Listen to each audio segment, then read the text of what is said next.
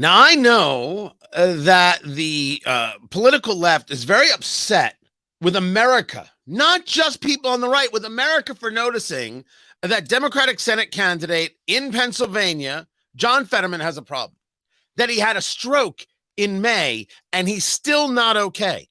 And that every time it comes up, what you get is this unbelievable attack on those who bring it up, who rationally note that the man cannot complete a sentence, that his conversations are not cogent in so many ways. You know what they get told? Maybe you're bad at small talk. That's what they said to Dasha Burns at NBC. Maybe you're the problem. You're an ableist because you're attacking somebody who has a disability. He had a stroke. That is not necessarily a disability. Welcome to the show, everybody. Good to be with you. Presented, as is always, by Americans for Prosperity, AmericansForProsperity.org. We're talking economic liberty. We're talking freedom of speech. And what I love is that they let me do this even when I disagree with them about things. It's kind of awesome. But all of a sudden, in this race, you've got the interjection of his wife, Gisele Fetterman, who is the one engaging really in the interviews and the one saying we don't even do the interviews. If you didn't check this out, if you didn't catch this, catch this. Mr. Fetterman, no. are you satisfied with the progress of the bridge? All right.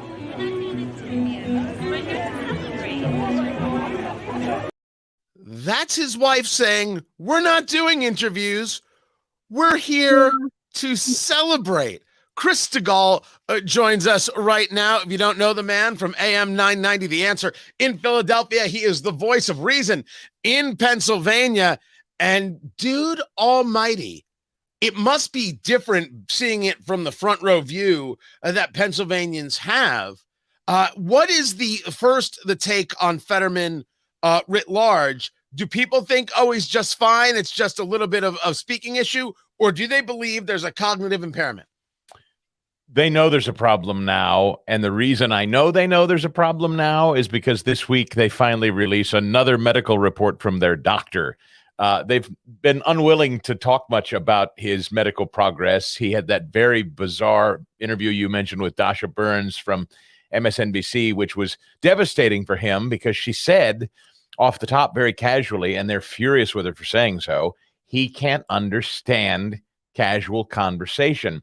What you need to know about that interview, if you don't know that interview setting, she sets that up and explains that while he couldn't understand their conversation offline before the interview began, the only way he could understand her was through the help of a monitor, closed captioning.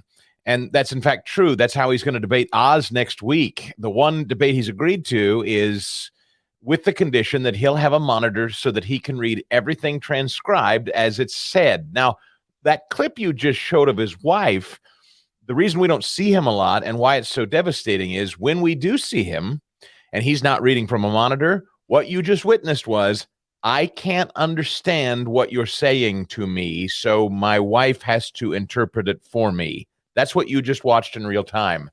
That's people are having to consider sending him to the United States Senate? I think not. And so now we know why for months it's been carefully, he doesn't take interviews. He runs off on the bus and runs away.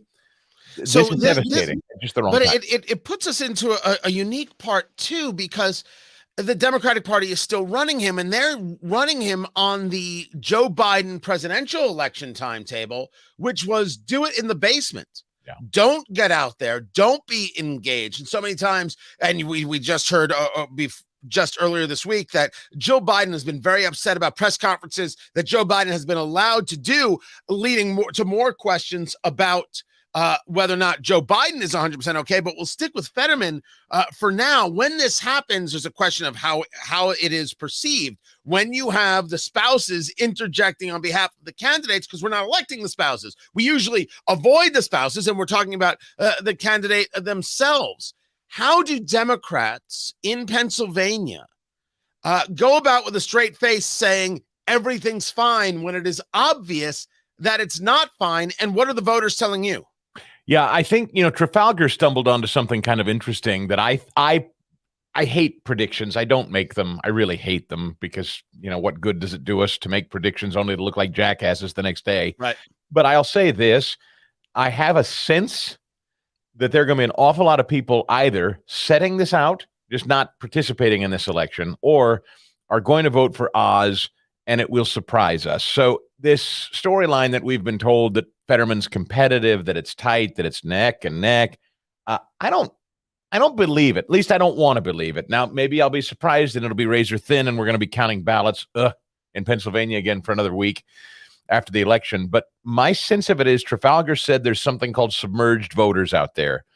That is people that don't want to identify as Republicans, right. Don't like pollsters bothering them, and they just won't admit how they're voting or even who they're voting for. And so it wouldn't surprise me, much like Joni Ernst in Iowa in 2020, Susan Collins in Maine, both of whom were polling under or neck and neck throughout a race, and both of them won by almost double digits by the time the vote was counted.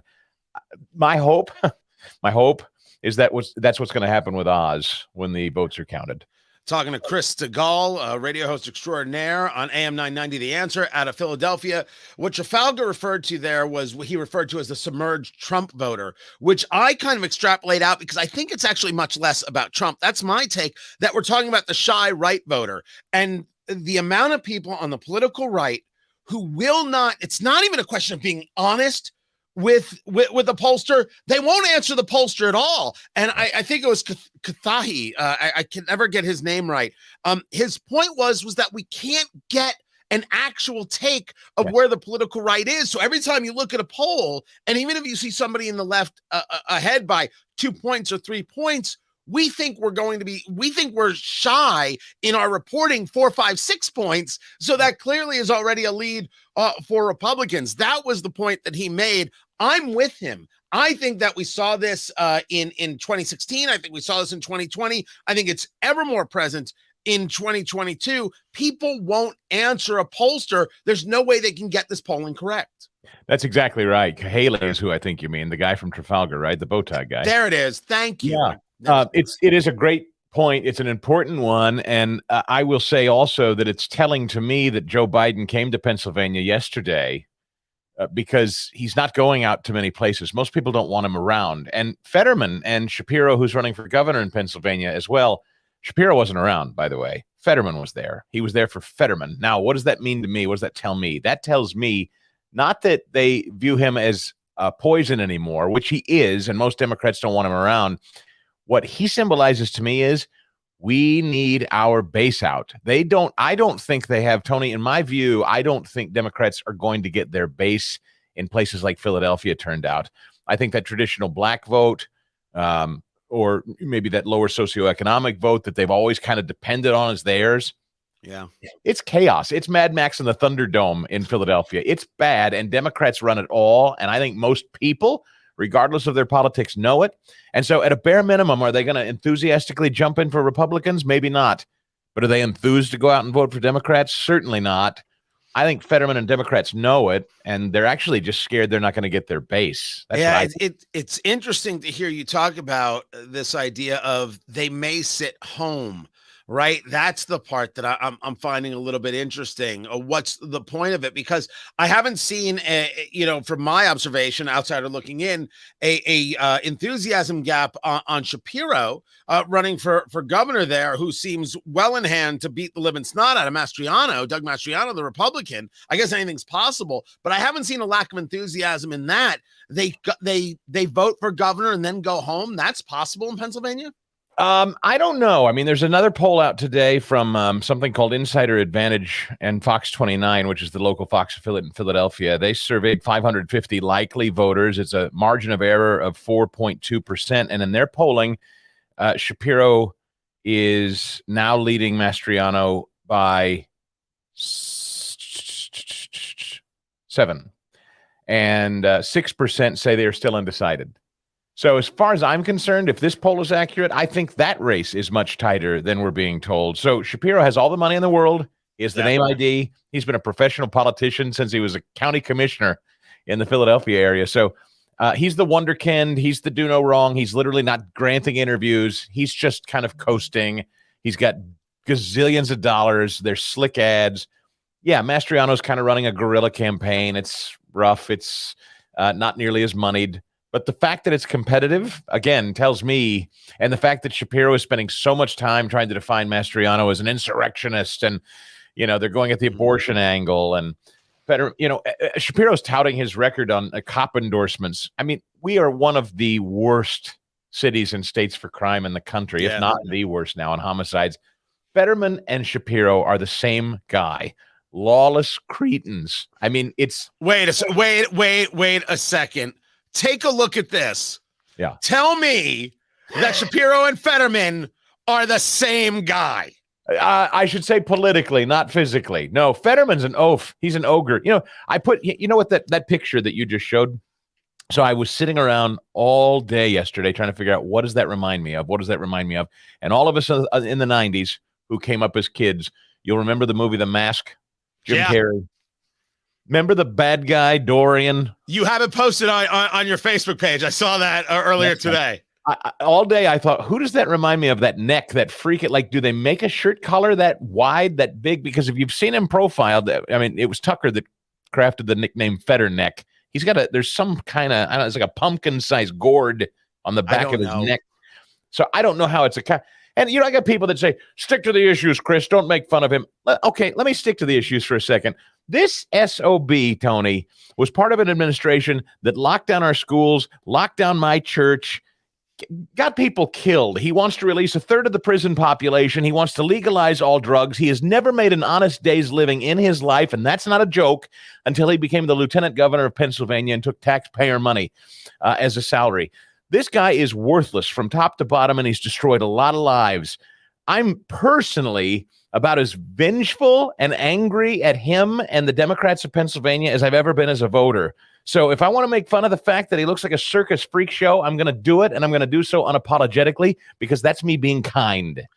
Before I let you go, I got about 2 minutes with you. Talking to Chris Stigall, of course, radio host, morning man in Philadelphia, AM 990, The Answer. What is going on with Oz? How is Dr. Mehmet Oz, with all his camera-ready skills, and he's got a fair amount of likability, maybe not a super amount of likability, how is he losing to this guy? Well, if he is, right, based on polling. It's a complicated question. He has a problem with the base. He has a real problem with the base. Things got very ugly for him in a contentious three-way primary, as you remember. In fact, I think we might have talked about that back when he and Kathy Barnett and a guy called Dave McCormick were running. Kathy Barnett surged. Very impressive lady. Happens to be a black woman. And by the time she took the debate stage with Dave McCormick and Dr. Oz, who were very moneyed and kind of the two guys going at it, Kathy surged in the 11th hour. And then Oz and McCormick, but really Oz really turned on her. And Kathy had the hardcore conservative MAGA base behind her. And there's so many people that are still very angry at Oz over that and mistrustful. There's a lot of hurt feelings through that Republican primary, and they've not come home to Oz. I think they will. I hope they will. They have to. We all have to, no matter what you think. And look, we're replacing Pat Toomey, who impeached Donald Trump, a Republican, right? So Pennsylvania Republicans are a mess. They always have been. We conservatives are very frustrated because we never really feel like we're well served, but Fetterman is not an option. So you got to come home and vote Oz. That's his problem in a nutshell. That right there is Chris Stigall. Find him at chrisstigall.com. That's where you find all his good stuff right there. chrisstigall.com, AM 990, The Answer over there in Philadelphia. Chris, I appreciate you taking the time to be with us, man. Great to see you, Tony. Absolutely. This race is going to be a thing. It is a thing. It will continue to be a thing. It's one thing to say he's not my favorite Republican in Dr. Oz. It's another thing to say he's so not my favorite Republican, I would rather have the guy who cannot understand the sentence being asked of him. That's a fundamentally different thing altogether. Guys, I appreciate you, and my thanks, as always, to the good people right there at Americans for Prosperity, AmericansForProsperity.org. I love that they let me do this show. It's a good gig. It's a good gig. I'm gonna keep it for a while. Guys, don't forget to catch me on the radio, and I will catch you soon. Take care.